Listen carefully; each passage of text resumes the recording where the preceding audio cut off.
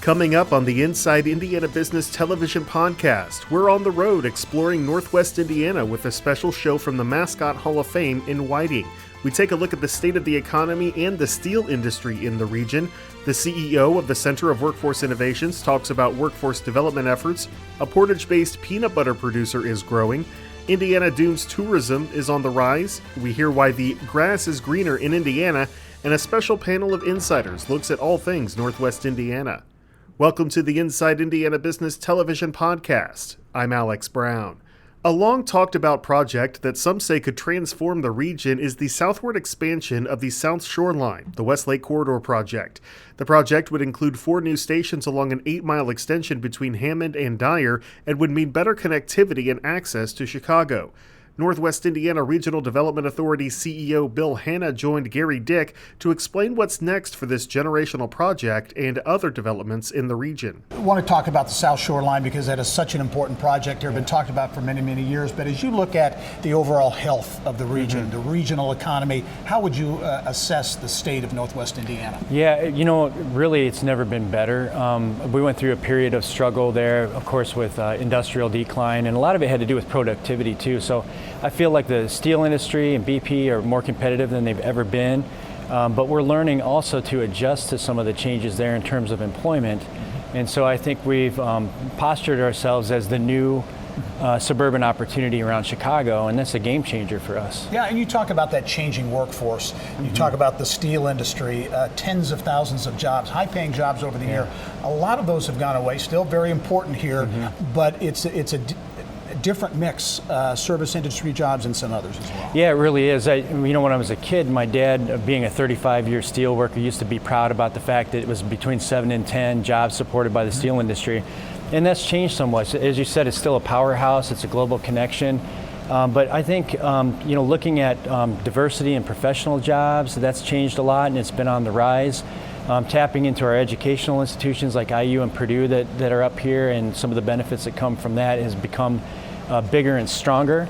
And of course, tapping into the third largest economy in the country in a place that has as many jobs as the state of Indiana, Chicago, Illinois, is going to be huge for us. Yeah, well, let's talk about that, because a project that can do that is the South Shore Extension, that 8-mile extension between Dyer and Hammond, been talked about for more than 3 decades. For those outside of the region, talk about what this extension means. There's also a double tracking of the South Shore that could have impact all the way to South Bend. You think about public transit, and it's really not primarily focused on that. This is about economic development and reducing time to market. So the impact really is about 2 things: taking people to work and then bringing people here to increase our population. We've had areas that have had decline in population in the north since the 70s, and some growth in the south, but this is going to help change the direction of what people are thinking about in terms of living opportunities within Northwest Indiana. Well, let's talk about that, because I think that's part of the changing of Northwest Indiana and what communities are doing here. We're here in Whiting as an example, East Chicago, Valparaiso, a number of these communities making quality of life improvements, housing improvements that can attract people from Chicago. Yeah, that's really it. So we had an economic development model for a long time, which we still do in support of industry, which was really about attracting industry from Illinois and other places and incenting them to come across the border. And the realization came in just looking at other areas where real estate values and attractiveness to people really has to be a part of what we're doing here. You can't really run the business of government without showing positive increase of population. That's ultimately our goal. And so we've changed our approach, and you see these communities as partners here in Whiting, as you said, Valparaiso, Hammond, other places, where the mayors and community leaders are partnering with the RDA to improve the quality of life and make some very attractive features, whether it's on the lake shore or downtowns, that kind of thing. Bill Hanna is the CEO of the Northwest Indiana Regional Development Authority. Bill, as always, thanks for joining us. Thank you. Thanks for hosting us here this week. We'll talk to you soon. Thank you very much. All right. Still to come, we'll hear more about the region's changing workforce and a peanut butter company that's growing in Portage. But first, since the turn of the 20th century, steel has become the economic driver for Northwest Indiana. The region is home to the biggest steel mills, and Indiana has led the nation in steel production for more than 4 decades. The steel business has meant jobs for the area, once employing 30,000 plus workers, a number down to around 15,000 now.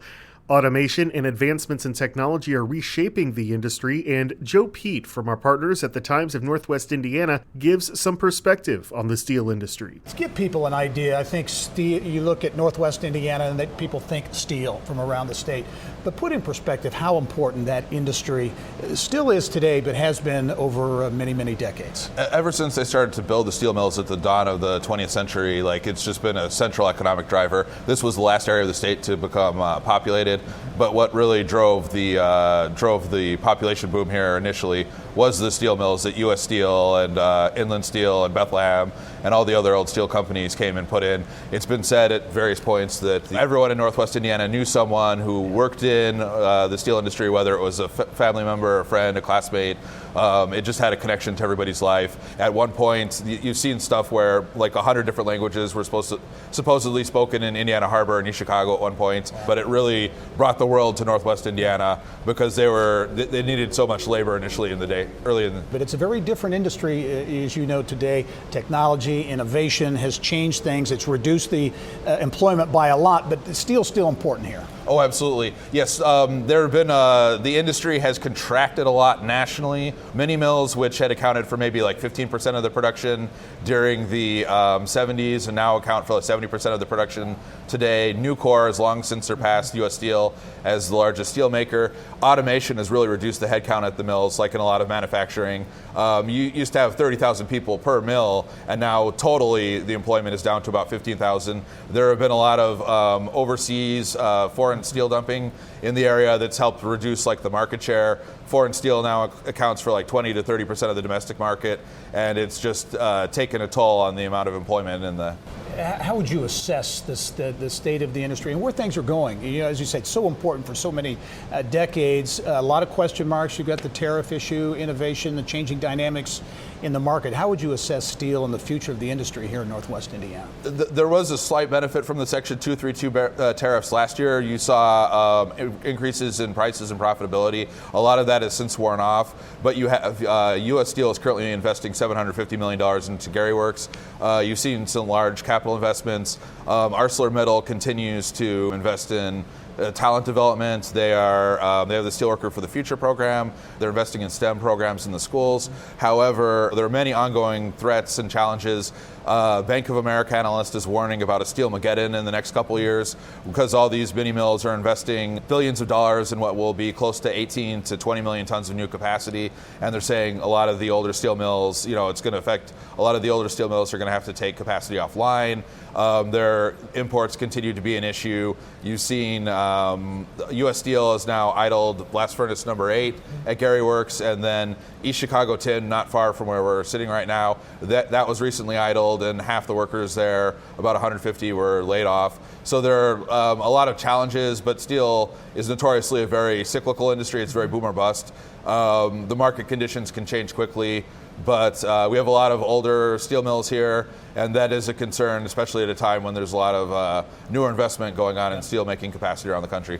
Joe Pete is a business reporter for our partners at the Times of Northwest Indiana. Joe, thanks very much for some great perspective. Oh, thank you very much. All right. Later in the podcast, we shine the spotlight on a growing peanut butter company in Northwest Indiana, and we'll take a look at the booming tourism industry in the region. But now, in addition to the steel industry, there are other emerging economic drivers in Northwest Indiana, like a $40 million data center planned for Hammond, which is targeting companies like Amazon and Hulu. Workforce development will be key in filling these new economy jobs. Center for Workforce Innovation's CEO Linda Woloshansky talks to Gary Dick about the changing workforce. Let's talk about the changing face of the economy and the workforce here in Northwest Indiana. The steel industry still very important. Advanced manufacturing very important.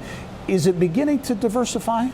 Yes, the economy is beginning to shift with the data center that is here. Healthcare is picking up a lot of steam, which also technology plays a key part to that. And, we do see stronger logistics, and the tourism and hospitality industry also is beginning to influence the workforce and talent development. Again, I've said a number of times, steel very important still, and advanced manufacturing. And it sounds like the steel companies and others are really making concerted effort, even into the high schools, to focus on science, technology, engineering, and math, those STEM fields, and training a workforce for that modern economy. You know, our career and technical education centers are really working closely with the industries and beginning to take a look at how they can provide more advanced classes for students, which are getting filled. I mean, the students are really responding well to this, and we're seeing a lot of early college connections as well, which, you know, with Vincennes and Ivy Tech, which then bodes well for our university enrollments and continuation of skill development.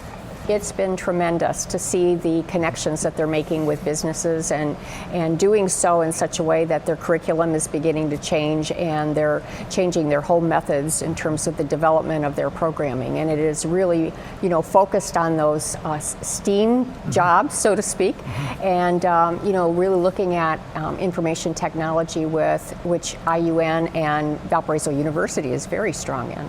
As you look at that transition from a traditional manufacturing economy to maybe more service, healthcare, is it difficult? I mean, some areas it's tough to transition from that, and the wage disparity can be a challenge. Is it a tough transition? You know, the transition in healthcare is not tough at all. Where the transition is tough is really taking a look at the information technology area, because people here do not see a lot of IT companies located here, corporate headquarters, or a lot of talk about jobs. But what we know is that so many of the jobs today really require IT skills. And so that's where we have a challenge, and we're starting to put efforts on helping people understand how they could really advance with those skills. As we look at the future of workforce here, efforts to attract people from Chicago and other places here, how does that play into the mix? You know, interestingly enough, the placemaking efforts are helping with all of that because of the changes in many of our communities, making them more attractive, and also then the dual tracking effort that's going on is bringing people here as well as keeping people here in Northwest Indiana who otherwise might have gone to Chicago to work, are now staying here. Yeah.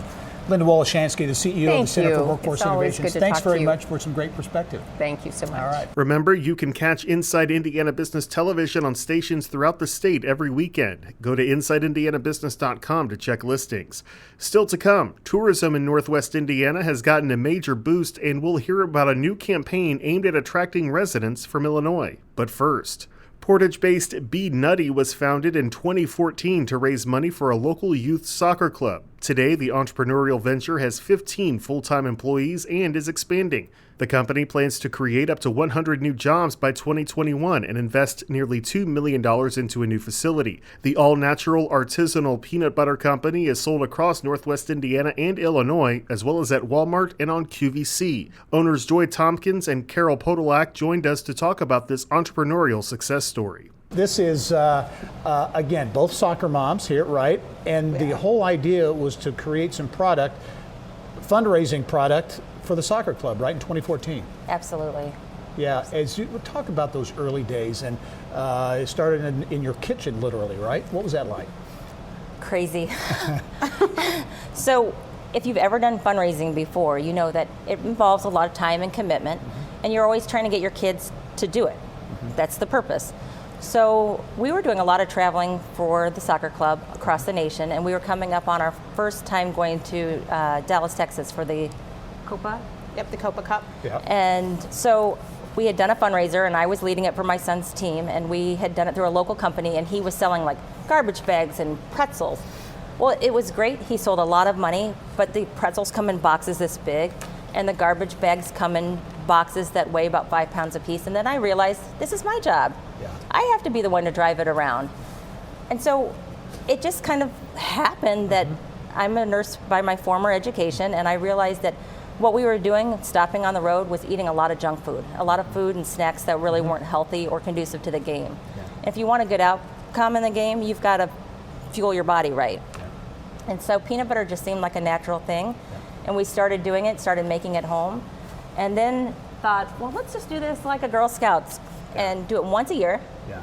And we'll work really hard. Yeah.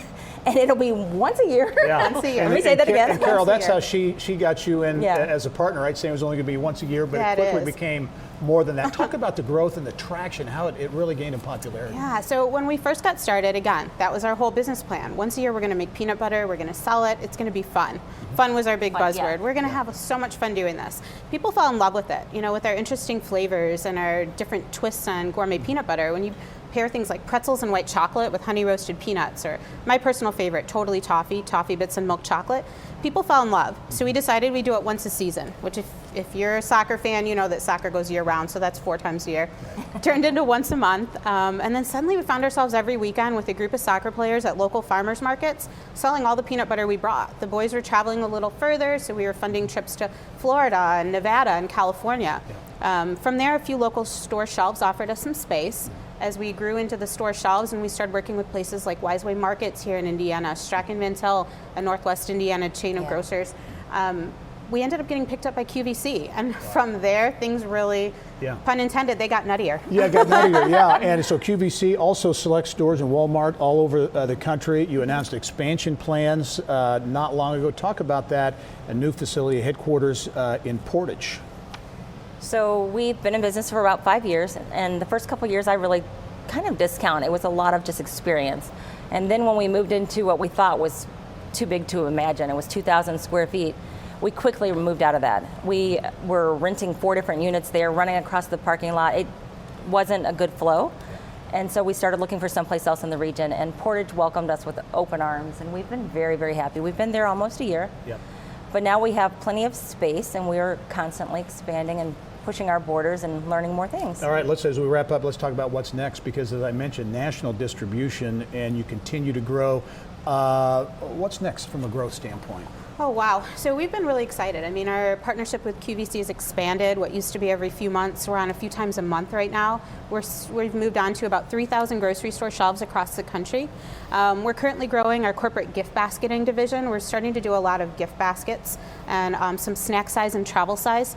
And so we anticipate pulling on, we're hiring right now, and we're looking to just continue to expand. Yeah, did you ever think it would expand and grow into something like this? No. If I can just mention one thing. So spending this much time with the kids, we realized that academically there were a lot of challenges.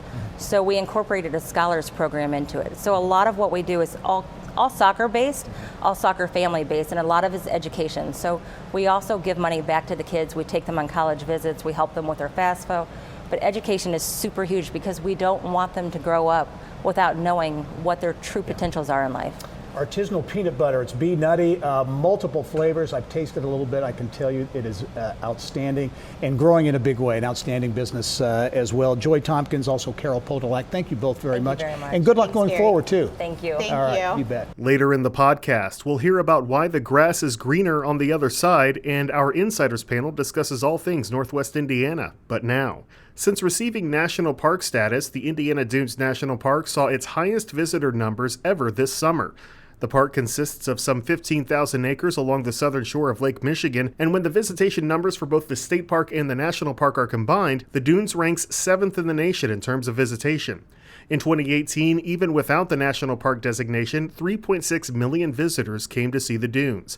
Indiana Dunes Tourism Executive Director Lorelei Weimer joins us to talk about how the park is doing and what it means to the region's economy. You've been busy. We have been very busy. A lot of attention. The Dunes, and I think we should start with that because even before this national park designation, the Dunes was such a treasure and such an asset, not only to Northwest Indiana, but the entire state. Give us the thumbnail description for those around the state, maybe who have not been to the Dunes, and what an amazing place it is. Well, first of all, we're situated on Lake Michigan, which is a great lake, and a lot of people in Indiana don't realize we're connected to the Great Lakes. And then within the Great Lakes and Lake Michigan is the Indiana Dunes, which are a beautiful area. And we have another thing that a lot of people don't realize is we do have the national and the state park. Mm-hmm. So the state park is actually surrounded by the national park, and there's different access points. And one of the things that we're really known for within the Dunes is the biodiversity, the beach experience, and our hiking trails. Yeah. Well, this is billed as the birthplace of ecology, right? That is correct, and I think that's one of the gems that people don't realize. National Geographic said that we're the 7th most biodiverse place in the nation, and the reason for that is we're the crossroads of 4 different climates in this area, and that's what is causing the biodiversity. In fact, we just learned that we have more plant species and animal species than Yellowstone National Park, which is over 2 million acres of land at Yellowstone. So that just tells you this gem that we have in Northwest Indiana. Well, and things really escalated in terms of the high-profile nature of the park with this national park designation, 61st national park in the country, first and only in Indiana. That happened in February. Talk about what that has meant for visitation. Well, it was a huge pleasant surprise when we learned the name change in February. So we didn't know what to expect, had a lot of questions about visitation, economic impact, and our first response was we don't know. But around April, we started to realize that at the Visitor Center, which is the official Indiana Dunes Visitor Center, which is our organization and the National Park together, we started seeing that visitation was increasing. And just to give you a perspective, our average visitation, which is July, which is the busiest month of the year for us, we average around 20,000 visitors a year. This year we had 42,000. This is part of a very, very important part of the economy, and that's tourism and hospitality in the region. And one of the interesting stories I see developing too is the prospect for a cruise ship, right, to actually make a stop here in the region in Portage. Talk about where the idea came from and what the prospects are. Well, we were approached by the Northwest Indiana Forum, and they've been a part of some Great Lakes initiatives, and one of the things that started 20 years ago is cruise lines on the Great Lakes. There are only 2 states that are connected to the Great Lakes that do not have cruise ships coming, and that's Minnesota and the state of Indiana. Duluth is close to having their own cruise line, so that will leave Indiana as the sole state. So our organization is working to bring cruises to Indiana, and they would be coming to the Port of Indiana, which is in Portage, Indiana. And then it is our job to come up with itineraries and tours that they would be excited to get on a bus from the ships and go tour our destination, and that's what we're working on right now. And in terms of going forward, looking at ways to leverage that and to help really spread that impact throughout the region? Yes, and so that's what our goal is that we know the dunes is the hook. It's what really identifies our destination, and it's what drives visitation. But once we get them there, we want them to have a great dunes experience.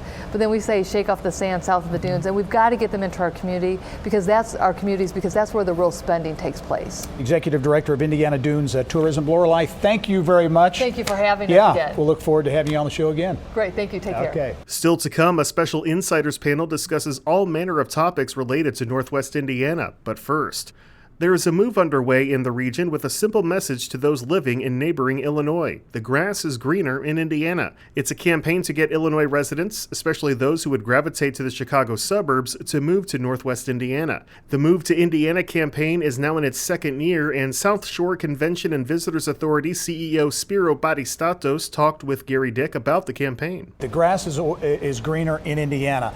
Catchy name. How did it come about? Because this is not a traditional economic development initiative where you're trying to get a business to move. You're really targeting individuals, residents, right? We are. The conversation started between what we call the Founding Five, ourselves, the Times of Northwest Indiana, Centir, NIPSCO, and the Greater Northwest Indiana Association of Realtors. And we wanted to do something that would help grow the area, but I've got hotels and restaurants and breweries, and I lived in Miller for 20 years, so I know exactly what you're talking about. Yeah. We've got to help grow that business, and you can do it with convention and visitors, and you can do it by growing your housing stock and your residency. So we looked at it and said, let's go. Let's start marketing. It was in the times of a pop or soda tax in Chicago, a bag tax in Chicago. Now the new governor's come in and raised every tax by 10%. And so now you're talking about some real money coming out of your household if you live in Illinois, and it really, with the messages of lower taxes, bigger housing for the dollar, every tax where you do a head-to-head comparison, we have an environment that is truly competitive in the Chicago market. Okay, talk about how it works, because this is mostly a digital marketing campaign that you're targeting residents. It's 99% digital. It's scary, spooky, Big Brother, follows you. We did some geofencing, and if you're playing Candy Crush or checking Facebook, ads pop up. I don't know how it works. It's frightening. But it's very cool, great response. Our click-through rates are double or triple national averages. I'll be honest, I wish we could run tourism campaigns that were this effective. The messages are resonating. Every penny we put in goes entirely to digital ads. We're real serious about this campaign, and it's working. Well, you talk about it, it's working. Are people moving? They are moving. Here? If you look at the housing starts in communities like Dyer, Munster, St. John, Cherville, even Hammond, Lowell, I mean, just everywhere where that Westlake corridor is going to be, you're seeing a movement by either empty nesters or millennials or young, millennials that are starting their families. We find those two are our big markets because they're downsizing. Well, you mentioned the Westlake corridor there, so that extension of the South Shore line, the double tracking, all that plays into this because of that connectivity to Chicago. Critical. I mean, we're able to sell the fact that you can still have your job in Chicago. If you want to save time on your commute, you move to Indiana. If you want to have more time with your family, you move to Indiana. The quality of life here, the 61st National Park, big move for us in helping people understand what our assets and the open spaces look like here. So we've seen all of these things really help sell this, and they're all coalescing around this message of Move to Indiana. And to add to that, the downtown redevelopment, the quality of life projects in places like Whiting and Valpo and some of these other areas, I guess that plays into it too, making it more attractive. Well, I'm glad you're here Yeah. because Whiting didn't look like this the last time you were here. I mean, if you haven't been to some of our communities in the last 5 to 7 years, I'll argue you've never been to them. Yeah. There's just real excitement all along the South Shore right now, and it's infectious. Yeah. For me, it's fun after 30 years of work seeing what's going on here, and we're just pleased to be a part of it. And finally, on this week's Insiders, our panel talked about all things Northwest Indiana, from the Westlake Corridor project to the focus on getting more people to move to Indiana from Illinois, and how the region is stepping up its workforce development game. This week's panel includes Gary Mayor Karen Freeman Wilson, NIPSCO Economic Development Director Don Babcock, and South Shore Convention and Visitors Authority CEO Spiro Batistatos. Mayor, I'll start with you, and you'll be leaving office at the end of the year. You're going to head up the Chicago Urban League, so a big job for you. But you will be wrapping up 2 terms, 8 years. You've seen a lot in Gary and the region. How would you assess the state of the region as we sit here today? I think the state of the region is very strong. I think we have come together cohesively in a way to focus on our assets, namely our commuter rail through the Westlake and the investment on the double tracking, tourism. You see, we're here in the Mascot Hall of Fame. We have really leveraged our lakeshore, the recreational side at Marquette Park and Gary and Portage and Michigan City, all along the lakefront. And so I think that we are working together extremely well, and it's really working to the benefit of all residents. Do you sense that things are beginning to come together that maybe weren't happening before? Collaboration, cooperation, some of these things you talked about are now beginning to get that snowball effect going. Oh, that's absolutely the case. I think one thing is that we have the leadership of a very engaged congressman. He has been working hard to provide infrastructure and other things that we need here in Northwest Indiana from Washington, because you have to have a partner in the federal government. But you also have organizations like NERPC, like the Regional Development Authority, and like the South Shore Convention and Visitors Association. All of those organizations are working together so that everyone from Northwest Indiana is sort of on the same page. Spiro, Mayor talked about talent and attracting people from Illinois. I know you're engaged in that in a big way among other projects. I would, but before we leave this topic, I would be remiss if I didn't point out, and the mayor's always too humble and too much of a team player, but if the congressman were here, he'd tell you the very first person, the very first city on board with Westlake and the double track expansion was Gary. And you could have made an argument that said, well, we could prioritize our money differently, we have needs.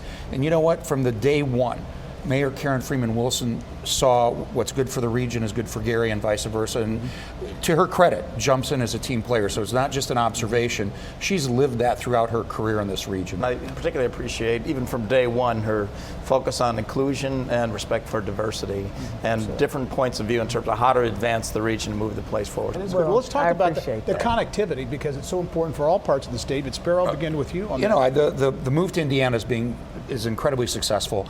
We've been very very fortunate. We have a number of municipalities coming in, seeing that it pays to advertise what's going on along those investments that are being driven, multiple layers of government. And we're seeing housing starts happening all over Crown Point, Cherville. It's just the housing stock in that side of the county is going crazy. I'm going to challenge everybody to take a fresh look at what's going on in the region on the South Shore, because there are hidden secrets and gems everywhere, not just in the communities that you hear about all the time. Spiro's absolutely right. I've in fact talked to a number of insurance agents who have said we are doing just incredible business, renters, people who are purchasing homes in the city of Gary, who want a quieter lifestyle, who want more of a family-oriented life, and they are looking all over Northwest Indiana, including Gary. Don, it would seem all these things coming together. The South Shore extension in a long time coming, 30 plus years maybe. Oh, easy. Yeah. And I was around when we first, my mom actually rode the South Shore from from East Chicago, Indiana. We grew up in Highland, little 746 square foot home. But she's the poster child of, and I'm the product of that, being a little bitty house, drove every day to the South Shore Station, East Chicago, catching a train to Chicago for a better job, bringing the money home, and raising 3 kids. Sure.